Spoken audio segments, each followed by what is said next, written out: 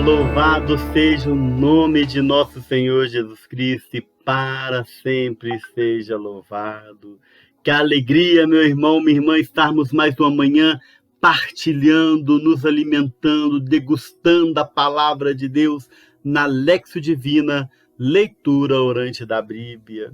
Hoje, segunda-feira, 28 de março de 2022, quarta semana da quaresma, é isso mesmo. Hoje também é dia de São Guntrano, este homem, meu irmão, minha irmã, que viveu uma vida cheia de descaminhos, muitas mulheres, muitos filhos, um homem que vivia uma vida de pecado, mas que certa vez foi tocado pela palavra de Deus, e ele então abandonou toda a posição social que tinha, os seus bens, ele deu para um dos seus sobrinhos e foi viver uma vida de entrega, de jejum, de oração, de pertença a Deus.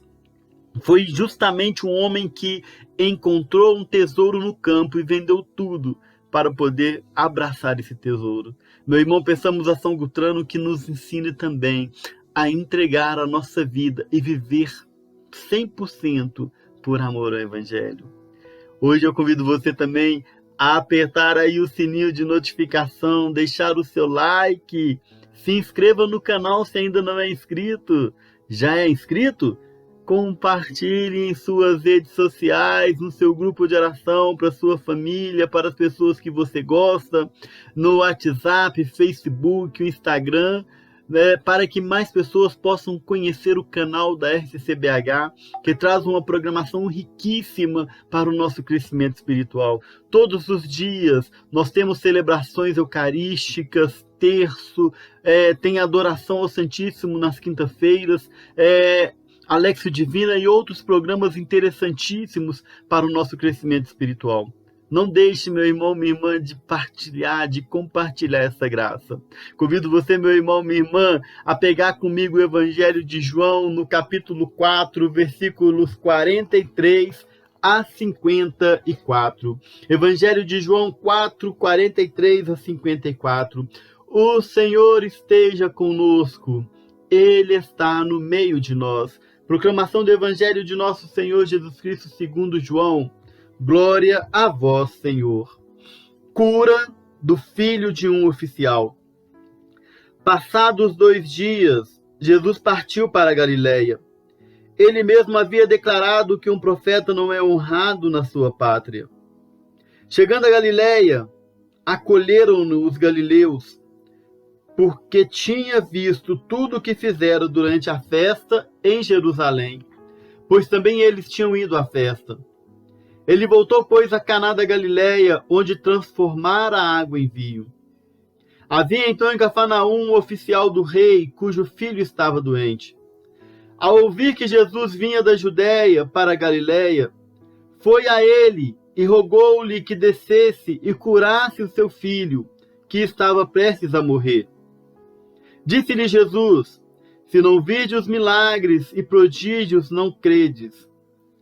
Pediu-lhe o oficial: Senhor, desce antes que meu filho morra. Vai, disse-lhe Jesus, o teu filho está passando bem. O homem acreditou na palavra de Jesus e partiu. Enquanto ia descendo, os criados vieram-lhe ao encontro e lhe disseram: teu filho está passando bem.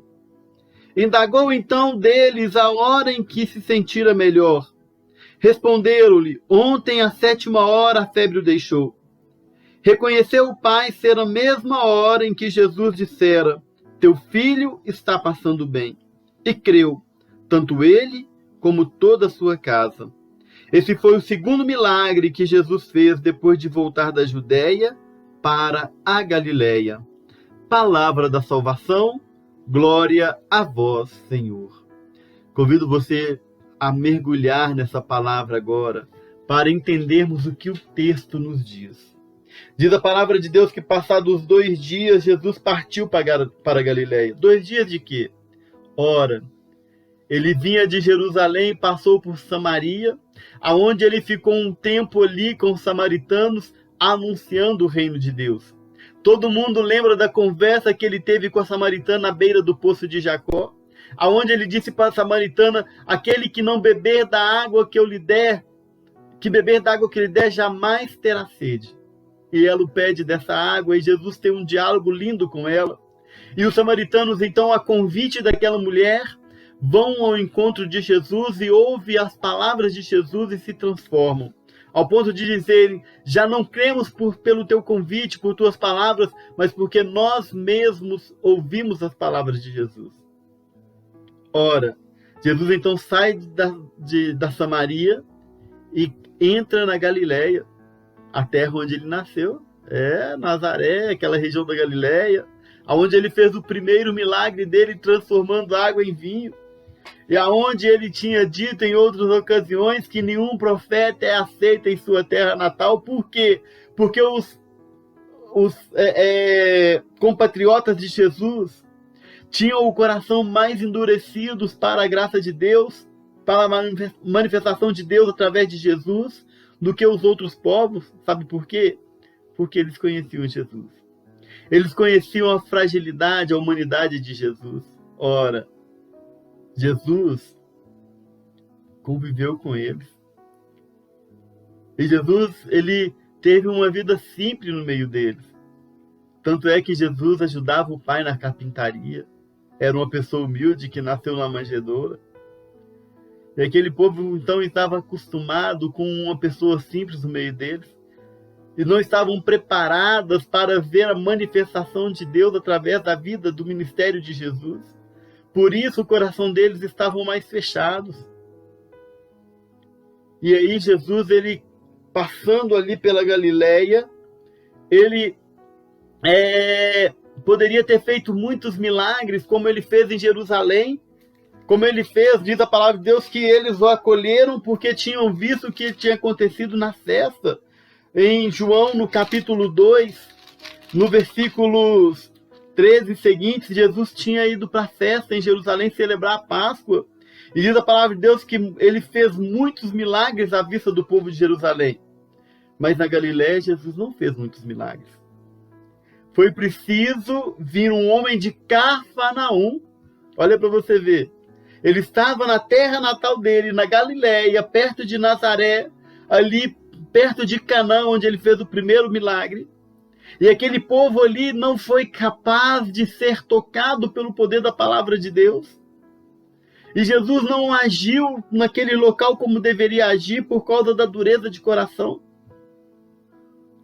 E veio um homem de Cafarnaum. Cafarnaum era uma cidade onde Jesus costumava voltar sempre para exercer o seu ministério.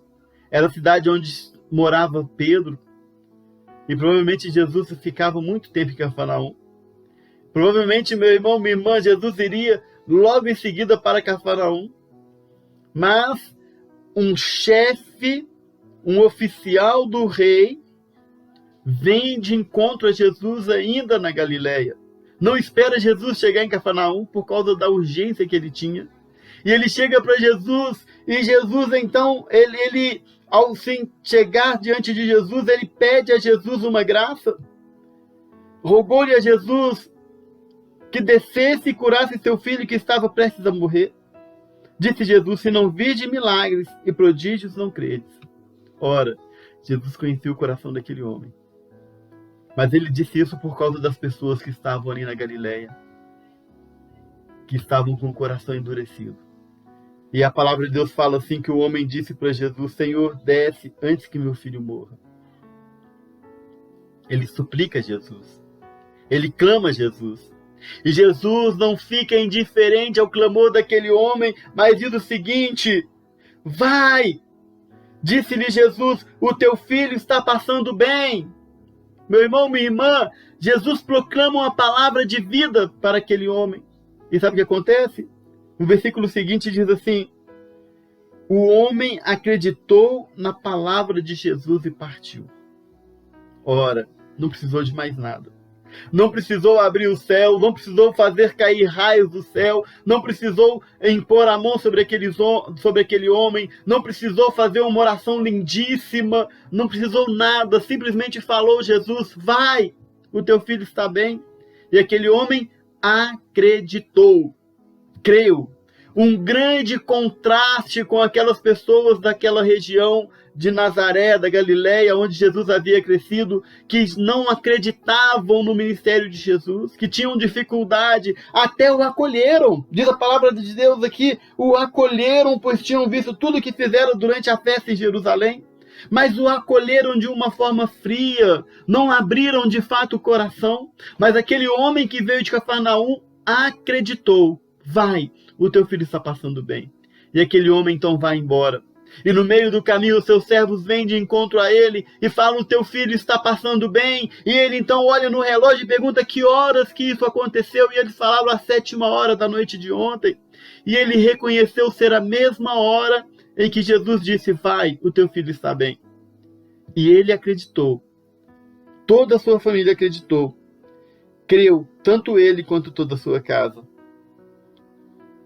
Ele acreditou. Não quando ele viu o menino curado, mas quando Jesus disse, vai. As palavras de Jesus penetraram no coração daquele homem que veio de Cafarnaum para a terra onde Jesus estava. E olha que diz o versículo 54. Esse foi o segundo milagre que Jesus fez depois de voltar da Judéia para a Galileia. Ora, na terra dele, Jesus fez pouquíssimos milagres.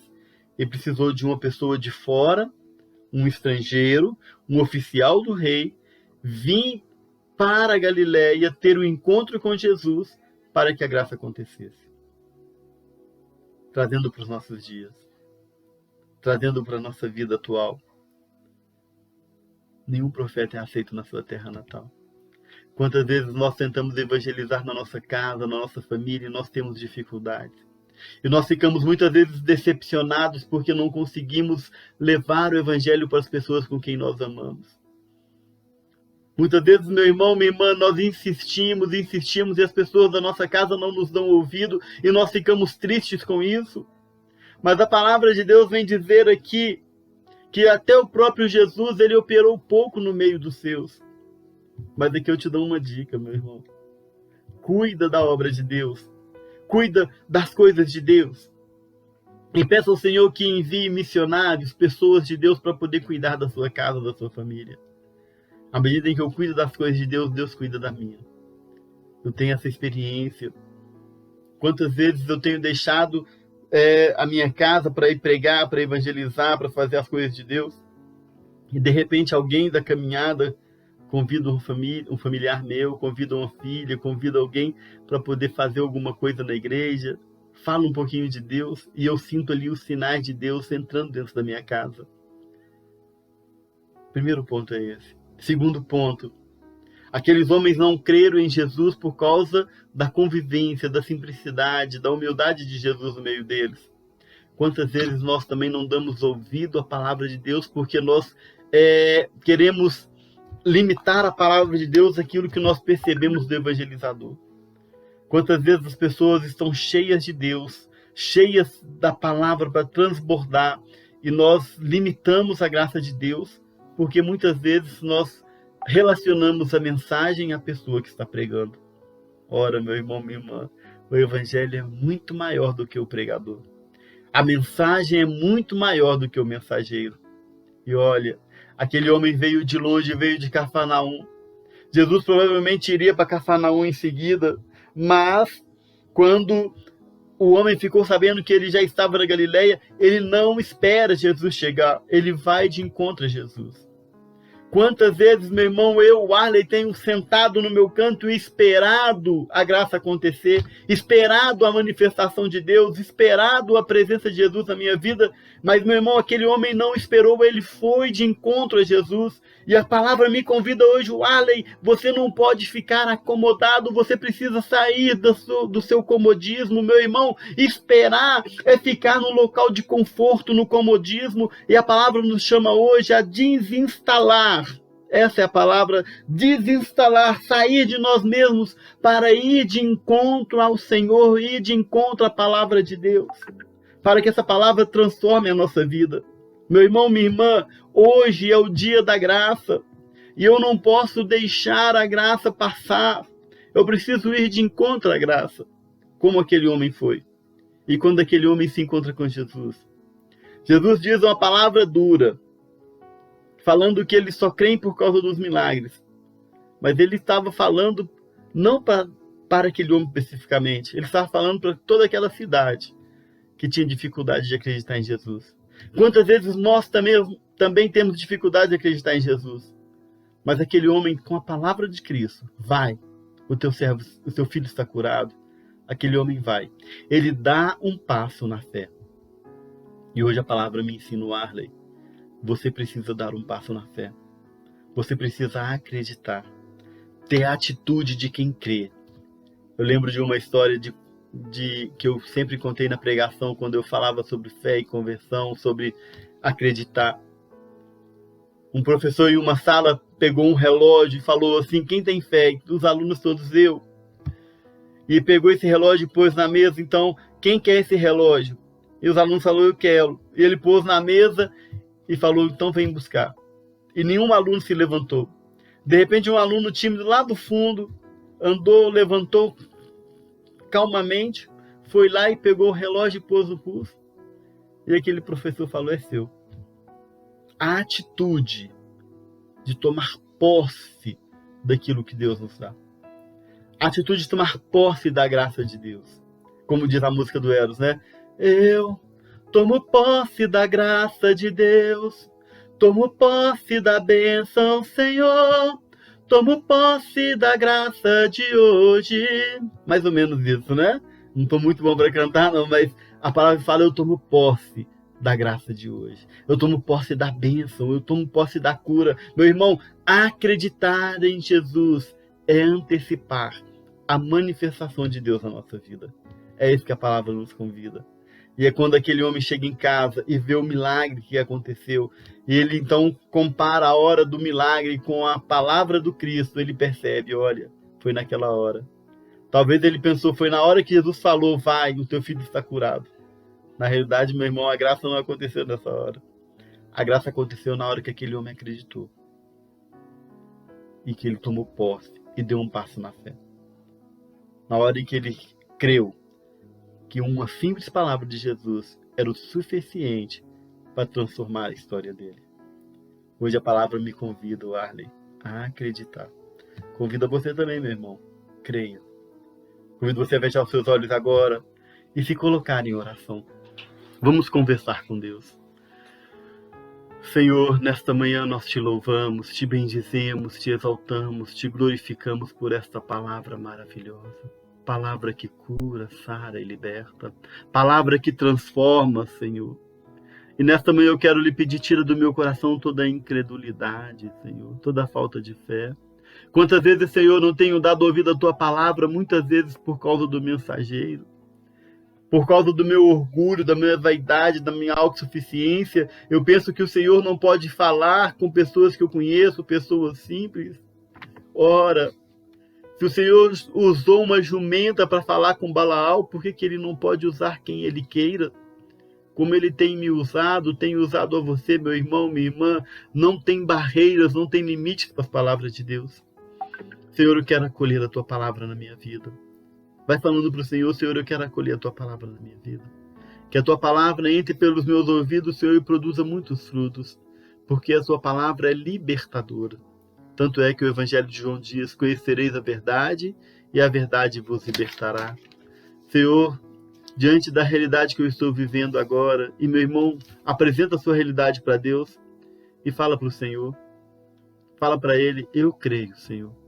Eu creio na tua palavra. Eu creio no teu evangelho, Senhor. Eu creio nas promessas de Deus para a minha vida. E eu tomo posse das tuas graças. Eu não sei o que você tem vivido, meu irmão, minha irmã, mas Jesus está contigo. E a Bíblia é uma carta de amor de Deus para cada um de nós. Aqui tem muitas promessas. Toma posse. Acredita nessas promessas. Quero te louvar, Senhor.